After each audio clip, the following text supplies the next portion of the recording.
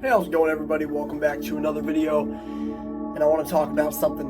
Alright, now of course with the announcement of Resident Evil 9 Requiem at Summer Games Fest, a lot of people have been speculating, combining the rumors, what we saw in the trailer, and kind of, wondering who is going to show up in this game, right? And more so, who's going to come back. This video is more focused on characters who are already in the franchise coming back, so not really new characters, right? Because that seems to be what a lot of people have on their minds, like, is Leon coming back, Jill, Chris, Ada, all this, Sherry, Jake, Barry, all these theories, all these questions. So I just want to talk about, I've seen this, and I've seen this idea being thrown around, this whole, I saw a poll the other day that was like, who would you like to see come back in Resident Evil 9? And it was like, Leon, Ada, Jill, Chris. Or maybe it was Claire. So, but it was like 4 important characters, right? And a lot of people were saying their favorite, and that's fine, right? But also, a surprising amount of people were saying all of them. And then even more surprising, An even more surprising amount of people were replying to those comments like, yeah, I agree. I want everybody. Why not everybody, right?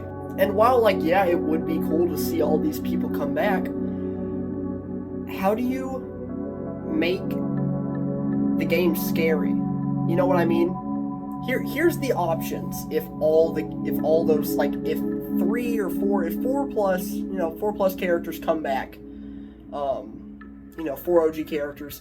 So let's just say it's Leon, Jill, Ada, and Claire. Sure, right? Here are the options they have, okay? They can, 1, give us a separate campaign for each character, which would provide a lot of replayability, but would be overwhelming, I feel like, for some players. I know personally I would be fine with it. You could give me 20 campaigns in a Resident Evil game and I'd play through all of them. But that would just be a lot.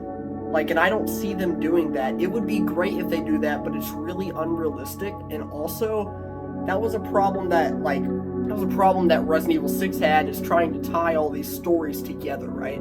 Because if you're going to have 4 campaigns in Resident Evil 9, then they all need to be a part of the same story, which leads me kind of into the second option, which is you just have a part of the game, or, I guess maybe it could be a cutscene, but let's say you do have 4 of these tanks together, 3, even 2, right? How do you make this a horror game at that point? You've got Leon and Jill who have been through absolute hell. How do you get that deadly of a team up? Or, Leon and Chris? And then how do you challenge that team, right? What enemies do you create that challenge that? And my thought process is whenever there's been multiple protagonists, the monsters get bigger.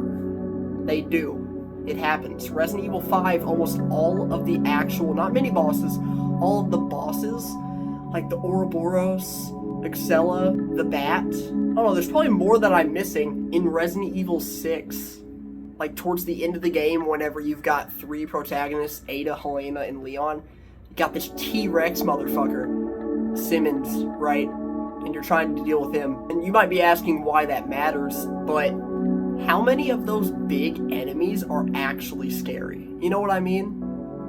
I was never, even in games where this might not necessarily apply, like in Resident Evil 0, where you have a giant scorpion, or in Resident Evil 1, whenever you have Yawn,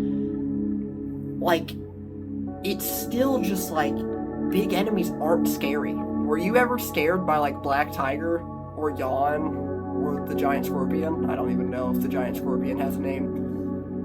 I know I wasn't. I was never scared of them. And then, of course, whenever I'm playing Resident Evil 5 and I have a companion, someone else that the enemy can attack, then it becomes I don't feel as pressured because I've got a punching bag AI partner over here that can take most of it for me, right? And so I feel the only real option they would have at that point, you got Leon and Chris working together, is they would have to make a giant monster, right? Because that's the only thing that could really challenge them by this point. And I'm just scared it won't be scary. A lot of people might rebuttal this by saying like, oh, what about the giant zombie in, Grace's, or like at the beginning in the demo, spoiler alert by the way, if you're watching a Resident Evil 9 discussion video and not wanting to be spoiled, get out of here, actually, you're crazy. Like that giant zombie kind of it looks scary, right? But are they going to be able to do that multiple times throughout the game? Is that going to be a stalker enemy? And if not, then how are they going to design other big and also scary enemies, right? Because, a giant zombie, like zombies are always scary, right? So it's like, oh, let's make a zombie big. Like, duh, right? It works, okay? I mean, think about Death Island whenever we got Rebecca, Jill, Leon, and Chris all together, right? And Dylan turns into this, like, huge super mutant fish, probably. I don't know. Whatever that is. I've watched the movie like 10 times, still don't know what that is. I notice something new every time. But, like, it's just not scary, right? And if it was just, if he was a regular-sized guy, or, like, a tyrant, he would have been a lot easier to take down because there's 4 of them, right? Like, oh, you're getting one of them. What about the other 3, right? Fair change targets. Oh, what about the other 3, right? Like, it's literally, it's so easy to cheese these enemies, and it gets rid of all the fear, right? So here's my fix. Here's how I think they could do it, and how they might actually end up doing it, is have it be at the end of the game, right? Where the whole first 90% of the game is like really scary. And then just have the final boss, if you want to bring back these characters together and like actually have them involved in the fight. Because I imagine that first of all, let me just say, I don't think we're going to get like more than 2 returning characters. And I think those 2 returning characters, if it is 2 instead of 1, which it's probably most likely to be 1, if we do get them, they're going to be help throughout the story, but not actually like an AI partner with us. They're going to drop in cutscenes, or like we'll be able to get a hold of them, communicate with them somehow, but they won't actually be with us, similar to how Ada helps out Leon in Resident Evil 4.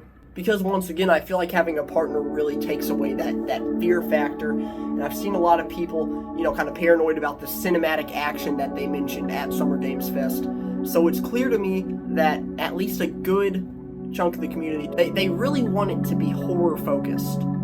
And for those of you who want it to be horror focused, you should also come to terms with it needs to be mostly one character throughout the game. Like, sure, here and there, if they want to have a section where it's like Luis in the 4 remake, where he sticks with you for a while, maybe like a chapter, that's fine. That's okay. But they can't overdo it, or else it will not be scary. And just think back to whenever you've played Resident Evil 5 or 6, were you ever actually genuinely, like, scared whenever you were playing those? Because I know I wasn't. Now, there are a few scary parts, or, like, rooms, maybe leading up to the first Ouroboros fight in Resident Evil 5 is pretty scary just because of the atmosphere. Exploring the White House, it's the White House. Exploring the White House in Resident Evil 6 at the beginning was kind of scary. It was pretty spooky at the beginning.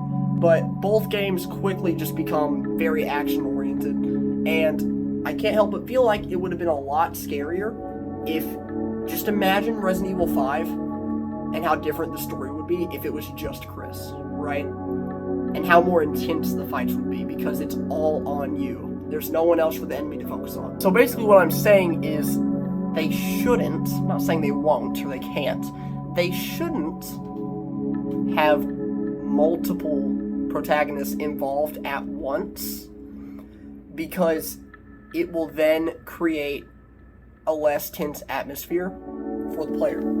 The pressure will be divided, if that makes sense, right? Like, I think that would turn it into an action horror game very fast, and I think that's what a lot of people want them to avoid. And I think that's what Capcom wants to avoid too, because obviously they had a pretty hard time with Resident Evil 6 post-release, right? It basically, like, dug the franchise into the ground for a good minute. And even the Resident Evil games that aren't necessarily scary, like Resident Evil Village, for example, I don't find Village scary.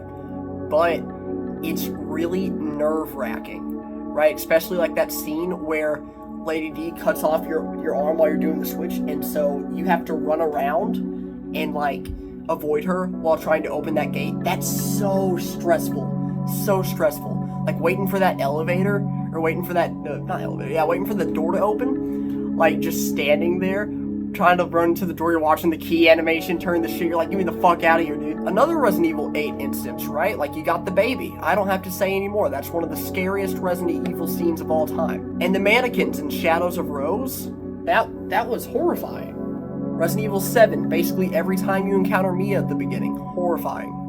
The videotape, terrifying. All the DLCs, terrifying. Actually, let me not say all of them. Chris and Joe's DLC was not scary. But like Daughters and Bedroom, those are pretty spooky, right? Now, go to a Resident Evil game that has frequent multiple protagonists at once in a scene, and point out to me, like 5 or 6, point out to me as many scary instances, half as many scary instances as I just did about the games where you're playing more alone as a character, right? And I promise you can't. Like, there's just something to be said about being by yourself in a horror game and the pressure and tension and, you know, the uneasiness it puts on you. Now, I'm not saying it can't be done to have Leon, Chris, Jill, and Claire on the screen at the same time and have something scary happen. I'm not saying it's impossible. I'm just saying they haven't done it yet. Okay? Like, they just haven't. So until given a reason to believe that they're capable of doing that, I would rather them not test it on the game I've been waiting for, you know, for years now. I think they should play it safe, have like a whole new story with a lot of revelations, not that Revelations, forget that existed, a lot of lore, and explaining a lot of things throughout the series, having Easter eggs and stuff from the past 30 years, while also having, you know, some characters or a character pop in here and there just for the nostalgia and, like, as a guiding light, I guess. Kind of like Sydney in Whoa. I almost just pissed off every person on the planet. Can I keep that in the video? You know, kind of like Sydney from Scream or Laurie from Halloween, right? It's like, these are characters that you go back to for advice.